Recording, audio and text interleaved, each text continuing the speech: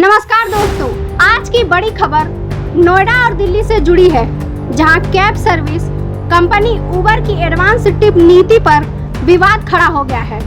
केंद्रीय उपभोक्ता मामलों के मंत्री प्रहलाद जोशी ने इसे ग्राहकों का शोषण और अनैतिक बताते हुए सख्त कार्रवाई की बात कही है। आइए जानते हैं इस मामले की पूरी कहानी। दोस्तों, नोएडा की एक कंपनी में काम करने वाले राकेश ने मयूर विहार दिल्ली से अपने ऑफिस जाने के लिए उबर ऐप पर कैब बुक करने की कोशिश की, लेकिन ड्राइवर सर्च होने में देरी हो रही थी।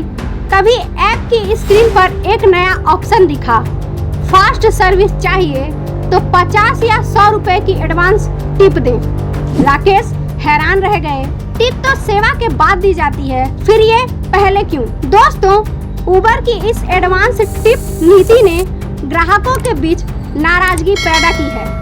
ऐप में राइड बुकिंग के दौरान कुछ सेकंड की वेटिंग के बाद यह ऑप्शन दिखता है, जिसमें तेज सर्विस के लिए पहले ही टिप देने को कहा जाता है।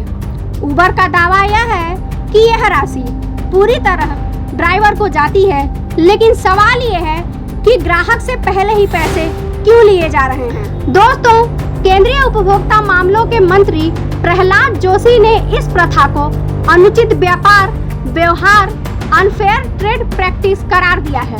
उन्होंने कहा, टिप एक स्वैच्छिक विकल्प है जिसे ग्राहक अपनी संतुष्टि के आधार पर सेवा के बाद देता है, लेकिन तेज सर्विस के नाम पर पहले ही टिप लेना ग्राहकों पर दबाव बनाना है। दोस्तों, केंद्रीय उपभोक्ता संरक्षण प्राधिकरण CCPA ने उबर को नोटिस भेजकर इस फीचर के बारे में स्पष्टीकरण मांगा है। CCPA ने पूछा है कि इस नीति को किस आधार पर लागू किया गया, इसका फायदा किसे मिल रहा है और यह ग्राहकों को कैसे प्रभावित करता है। उपभोक्ता मंत्रालय ने साफ कहा है कि डिजिटल प्लेटफॉर्म्स को पारदर्शिता और जवाबदेही के साथ काम करना होगा। दोस्तों, इस मामले में उबर को जल्द ही अपना जवाब देना होगा।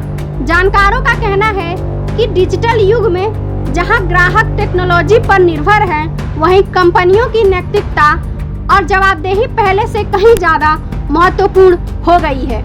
क्या उबर इस नीति को बदलेगा या इसे सही ठहराएगा, यह देखना दिलचस्प होगा। हम इस खबर पर नजर रखेंगे।